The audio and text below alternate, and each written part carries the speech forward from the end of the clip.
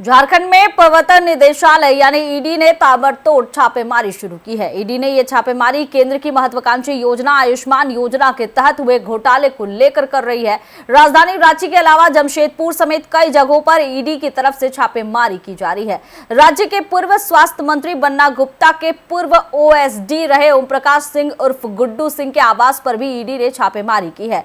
ओम प्रकाश जमशेदपुर के मानगे स्थित NH 33 के नीलगिरी अपार्टमेंट पर रहते हैं। उनके आवास पर ईडी की टीम ने दबिश दी है। उनके आवास पर सुबह से ही ईडी की टीम कार्रवाई कर रही है। इसके अलावा NH 33 पर स्थित स्पंदन नर्सिंग होम पर भी ईडी की टीम ने छापेमारी की है। इस छापेमारी को लेकर अब तक कोई आधिकारिक जानकारी तो नहीं मिली है। बताया गया है कि कई अस्पतालों में मरीजों को भर्ती तक नहीं कराया गया था और उसके इलाज का पैसा केंद्र सरकार की आयुष्मान भारत योजना के तहत ले लिया गया।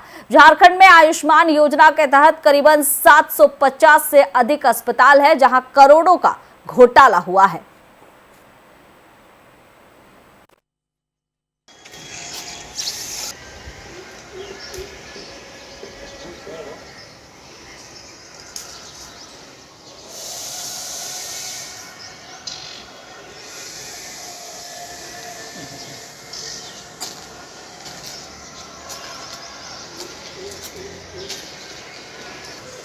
आराम से बनाना।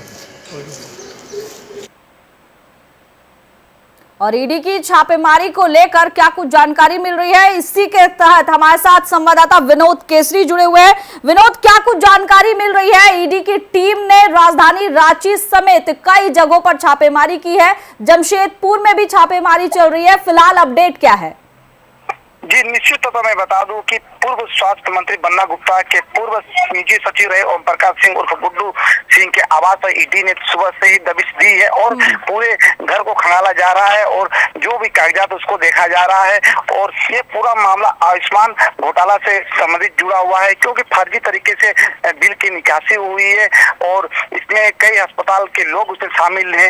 ये तमाम चीज को देखा जा रहा है और जिसको लेकर के पूरे जो राजनीतिक गलियारों में भी हड़कंप मच गया है, क्योंकि पिछले कई सालों से इस तरह के खेल चल रही थी और बिना मरीज को भर्ती किए ही पैसा की निकासी की गई है। तो ये तमाम एंगल से ईडी जांच कर रही है, उसके बाद ही कुछ कहा जा सकता है और क्या क्या इस मामले पे खुलासा हो सकता है। लेकिन इतना तय है कि ईडी की दबिश से पूरे हड़कंप मच गया है। जी विनोद, कितनी देर से ये छापेमारी चल रही है और क्या उम्मीद जता रहे हैं कितनी देर तक ये चलने वाली है? जी, निश्चित तौर पर ये करीब बताई जा रही है कि सुबह से ही चल रही है और अभी चलेगी ही, क्योंकि अभी इस बीच विधायक सरजू राय का भी बयान आया है। उनका कहना है कि पिछले कई सालों से ये इस तरह की खेल चल रही थी, क्योंकि 40 करोड़ का फर्जी बिल अब तक पड़ा हुआ है जो कि पास होना है, क्योंकि पूरे राज्य भर में सभी अधिकांश अस्पतालों में इस तरह की गोरख धंधा चल रहा था। बिना मरीज को भर्ती किए ही फर्जी निकासी का मामला चल रहा था। तो हमने कई बार इस पूरे मुद्दा को ले भी उठाया भी है कि सदन में भी हमने कहा है और तमाम बात आज सरजू राय ने अपनी बातों को रखा है और उनका कहना है कि गहन जांच होना चाहिए। ईडी के द्वारा जो कार्रवाई की जा रही है सराहनीय पहल है और इसमें कई लोग शामिल है, जो मंत्री से लेकर के और भी जो पदाधिकारी है वो भी शामिल है। यह विधायक सरजू राय ने आज कहा मीडिया में। जी विनोद, बहुत बहुत धन्यवाद आपका। तो झारखंड में ईडी की रेड चल रही है और इस रेड को लेकर जमशेदपुर से तस्वीर निकलकर सामने आई। बता दें कि सुबह से ही छापेमारी चल रही है। पूर्व स्वास्थ्य मंत्री बन्ना गुप्ता के निजी सचिव के घर छापेमारी चल रही है और माना जा रहा है कि आयुष्मान घोटाले को लेकर ही ये छापेमारी चल रही है। फिलहाल कितनी देर ये कार्रवाई चलेगी ये तो देखने वाली बात होगी।